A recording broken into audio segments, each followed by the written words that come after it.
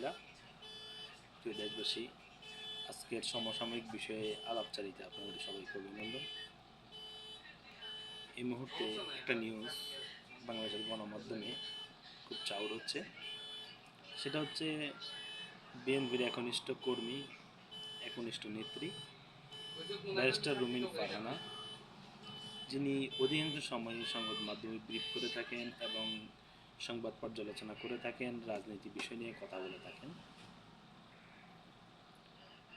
আসলে উনি একজন অনেক ভালো মনের মানুষ। তো আজকে সংসদীয় সীমানা নির্ধারণ নিয়ে ওনার উপরে অ্যাটাক হয়েছে, এটার আমি খুবই তীব্র নিন্দা জানাই। উনি একজন অ্যাডভোকেট, বা আইনজীবী, পাশাপাশি রাজনীতিবিদ। তাহলে ওনার একটা দলীয় পরিচয় আছে। উনি বাংলাদেশের বড় যেই রাজনৈতিক দলগুলো আছেন তার মাঝে একটা অন্যতম বিএনপি। উনি বিএনপির অন্যতম একজন মহিলা নেত্রী। ওনার উপর এই ধরনের এরকম একটা আক্রমণ স্বাভাবিক ছোট ছোট বিষয় নিয়ে, যে কোনো বিষয় নিয়ে হোক, সেটা কখনো গ্রহণযোগ্য না। আমিও সেটা সমর্থন করি না, তীব্রভাবে নিন্দা জানাই। শুধু ওর উপর না, প্রত্যেকটা নাগরিকের উপর। তো এখানে একটা বিষয় লক্ষণীয়, এখন কিন্তু কেউ বলতে পারবেন না স্বৈরাচার আছে। এখন স্বৈরাচার নাই, কিন্তু এখন এই কাজগুলি কে করতেছেন? যারা করতেছেন তারা কি ঠিক করতেছেন? কখনোই সেটা ঠিক না, কখনোই সেটা ঠিক না। মানবিকতা বলেন, আদর্শিকগত দিক বলেন এবং বিবেকবানের মানুষের কখনোই ধরনের কাজ হতে পারে না। শুনছি এনসিপির নেতা, সে যেই দলের নেতাই হোক, তার রাজনীতি করা দরকার হচ্ছে গণমানুষের জন্য, দেশের জনগণের জন্য। রাজনীতি কিন্তু কাউকে প্রতিপক্ষ বানানো নয় এবং কারো সাথে গায়ে পড়ে ঝগড়া নয়, মব সৃষ্টি করা নয়। আমার কথা না শুনলে, আমার যুক্তি সেটা অন্য কেউ না মানলে তাকে মবের আওতায় নিয়ে আসবো, তার উপর আক্রমণ করব লাঠিসোঁটা নিয়ে, ভয় দেখাবো। এটা কখনো রাজনীতির কর্মকাণ্ড হতে পারে না। যারা এই ধরনের কাজ করছেন তাদের অবশ্যই পলিটিক্যাল বিষয়ে জ্ঞান রাখতে হবে এবং পলিটিক্যাল বিষয়ে পড়াশোনা করতে হবে। কারণ ওদের অবশ্যই সেখানে রাজনৈতিক বিবেকের অভাব রয়েছে। রাজনৈতিক বিবেকের অভাব রয়েছে। বিশ্ব রাজনীতি কিভাবে চলতেছেন, ইসলামী রাজনীতি কিভাবে চলেন, সেই সম্পর্কে অবশ্যই জ্ঞান রাখতে হবে এবং রাখাটা বাঞ্ছনীয়। তাই প্রত্যেককেই যেই দল করেন, নতুন হোক আর পুরাতন হোক, কাউকে আক্রমণ করে নয়, কাউকে প্রতিহিংসা পরায়ণ হয়ে নয়, রাজনীতি করুন দেশ ও জনগণের স্বার্থে।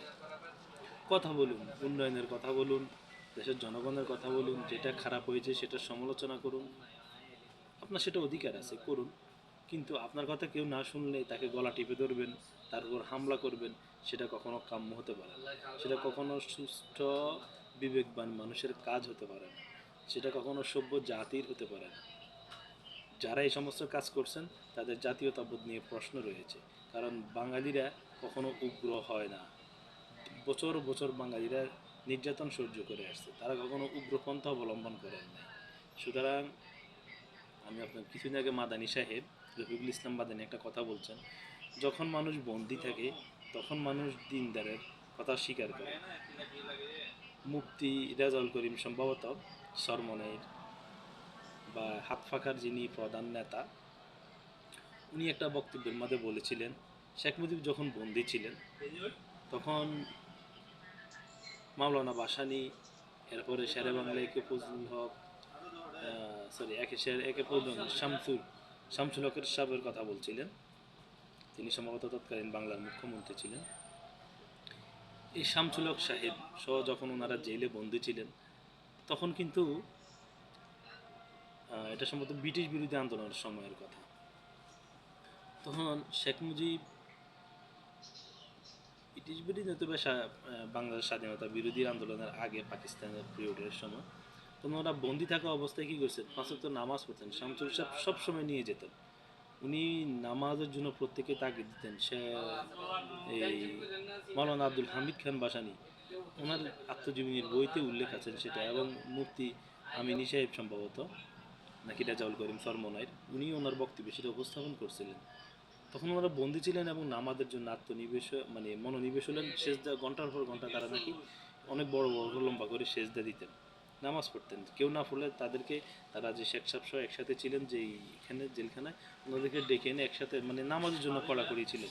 তো আপনি লক্ষ্য করেন যখন আপনি বন্দি অবস্থায় থাকেন তখন কিন্তু আপনার ইমান আমল ঠিক থাকে। রফিকুল ইসলাম মাদানী সাহেবও কিছুদিন আগে সেটা বলছিলেন। তো আমার মূল কথা হলো যে সেটাই, যে আসলে কেউ মত সৃষ্টি করবেন না।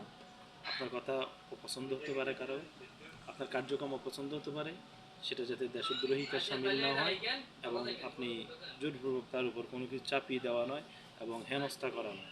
ধন্যবাদ সবাইকে। আল্লাহ প্রত্যেককে বুঝার মতো সেই তৌফিক দান করুক। সকলে ভালো থাকুন। আসসালামু আলাইকুম।